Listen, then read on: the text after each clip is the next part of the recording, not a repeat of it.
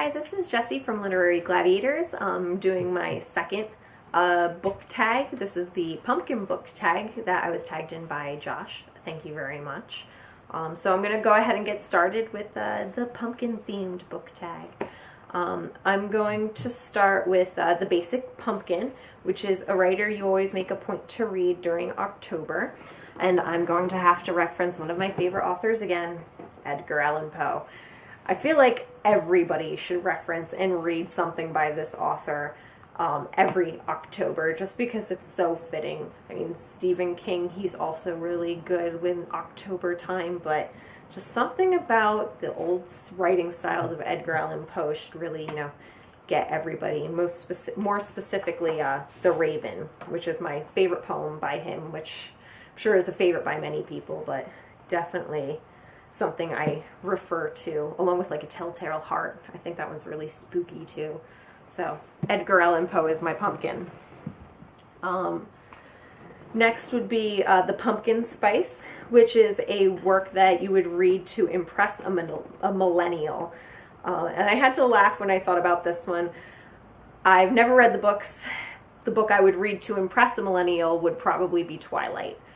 Just because it was such a big popular series and everybody freaked out over the movies. I did see the movies and, alright, there's something to watch. They weren't my favorite. I probably won't be reading the book anytime soon, but if I really wanted to impress somebody in that era who enjoyed that genre, I would definitely read Twilight. So Twilight is my pumpkin spice for the millennials. Pumpkin Pie is next, and that is a work that makes you think of autumn. And this one's actually an old one I read when I was a kid in, elementary school, Where the Red Fern Grows. Can't say that 10 times fast. It's just, I always loved this book growing up, and I know it doesn't exactly take place in the fall. I'm pretty sure it takes place in the summer, actually. But it's such a good book of, the bond between this boy and his dogs and, how he overcomes what a lot of people think he can't do. And it's a beautiful book and it's a great story. And of course, I cried at the end and, great book. Recommend you read it if you haven't. And it's quick and easy too. Look how tiny it is. So that is my pumpkin pie. The pumpkin cheesecake. The challenging to read but rewarding. This one I haven't finished yet because it is a very challenging read. But Moby Dick, it is such a fantastic story, and especially what I've read of it so far. It's funny and almost sarcastic in a sort of way. But then there's chapters where it just drags on and on and on about how they harvest the blubber of a whale or the anatomy of a whale or things that I feel like you don't actually need in the story, but now I know a little bit about the anatomy of the whale. So it's a very challenging book, and every time I get through one of the more difficult chapters, I do have to take a little bit of a break because it is challenging. But every time I read, the chapters about, Ishmael and Abraham and it just, or not Abraham, Ahab, I get excited because the story itself is fantastic. So I do recommend it. Just be prepared for, a bit of a challenge. The next one is Pumpkin Bread, an underrated book from a well-known author. I'm a big Dan Brown fan. He is one of my favorite modern day authors. And one of my favorite books by him is called Deception Point. It is it's a wild read for sure. Again, you can always tell this author, he does his research and it makes his books. He's known for his, twists, his turns, his short chapters. Like this has 100 chapters in this book, which I think is crazy. But they're short, and the way he goes back and forth between the characters to give you a little bit of insight from all different sides is fantastic. And then Deception Point itself is about the idea that maybe we were a species planted here by an alien species via meteor, or what do they call the Oh, I can't remember the name of the theory. I'm sorry, I'll get back to you on that. But it's really good. It's fantastic, about to do with NASA, and wonderful, wonderful read, and I feel it's very underrated. Not a lot of people know about it because it's not part of the Langdon series, so recommended. The next one, Pumpkin Soup. Something I first enjoyed but then lost interest in.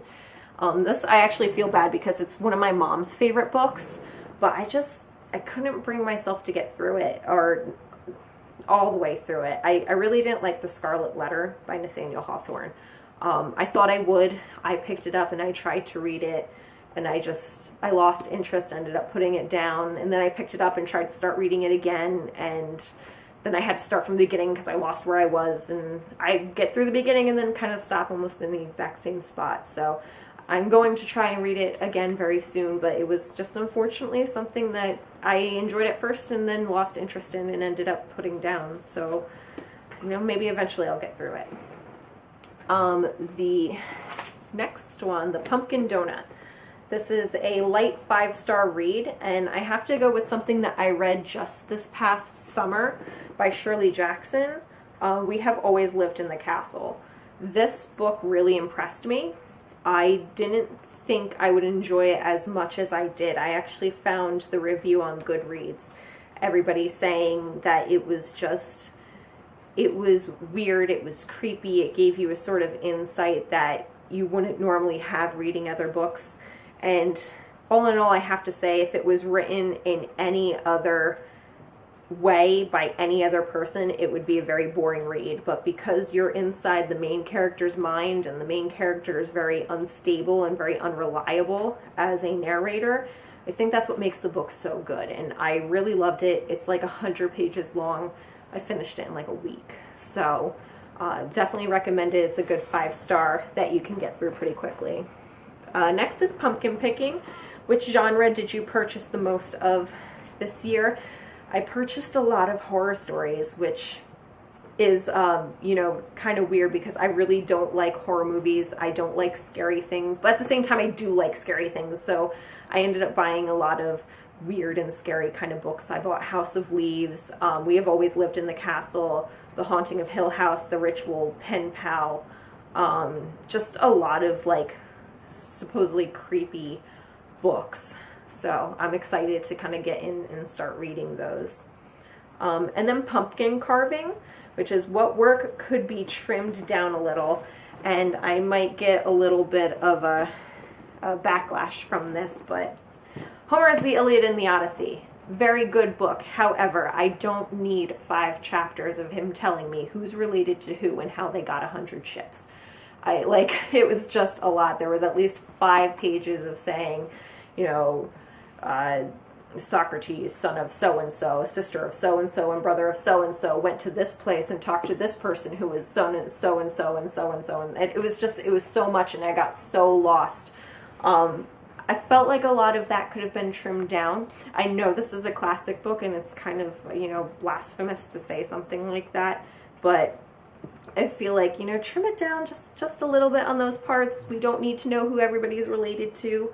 Kind of get to the point a little bit more. So that was my my pumpkin carving book. Then my pumpkin painting, a magnificent illustrated book.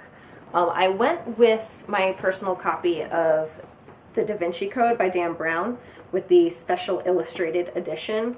All of his specially illustrated edition books have the paintings and the sculptures that he references throughout his stories. So if you've ever read any of Robert Langdon's series books, you'll notice that he makes a lot of architectural references, painting references, scripture references, and the illustrated books are great because they show you what they're talking about and not just quick little black and white sketches, like the actual buildings, the actual paintings, which I think is what makes it great. So I definitely recommend picking up any of the illustrated copies of his books. They're very enjoyable and makes the story more enjoyable. And lastly, Pumpkin Ice Cream, the most random work you would recommend, and I'd have to recommend the book called Weed Flower. I read it when I was a teenager. This is actually an uncorrected proof, so I'm sure you can find the corrected proof out there. But I can't imagine they'd change the story too much. It's a beautiful book that really, you know, gives you an understanding of what America was like after the attack on Pearl Harbor.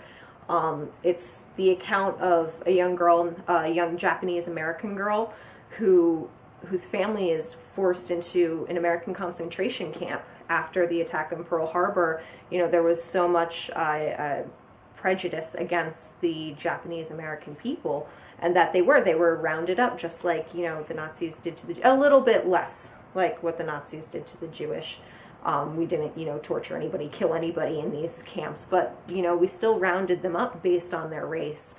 And it's a beautiful story about, you know, how she was living her life, then Pearl Harbor happened, and her family were rounded up and put into a concentration camp in the middle of, I believe it was Arizona, basically in the desert. So it's a great read. It is more of a young adult read as opposed to a difficult adult read, but it's very easy to understand and can help you really relate to, you know, the troubles that she went through as a girl growing up with these issues, and, you know, how we're trying to understand, you know, people growing up with the similar prejudices today. So highly recommended. Weed Flower by Cynthia Kodada.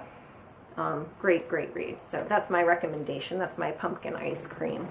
And of course the last question, you know, what's my favorite way to enjoy pumpkin? And Josh had already mentioned it in his video. I love pumpkin ice cream. Normally I have to be in the mood for pumpkin pie or pumpkin spice lattes, but if somebody offers me pumpkin ice cream, I'm gonna take it. It is my absolute favorite in the world. It's so tasty with a little bit of vanilla and whipped cream. Oh, it's just so good. So that's my favorite way to enjoy pumpkin. If you haven't tried it, try it. It's delicious. So good. All right, guys, that's it. Keep eating and keep reading. Have a good day.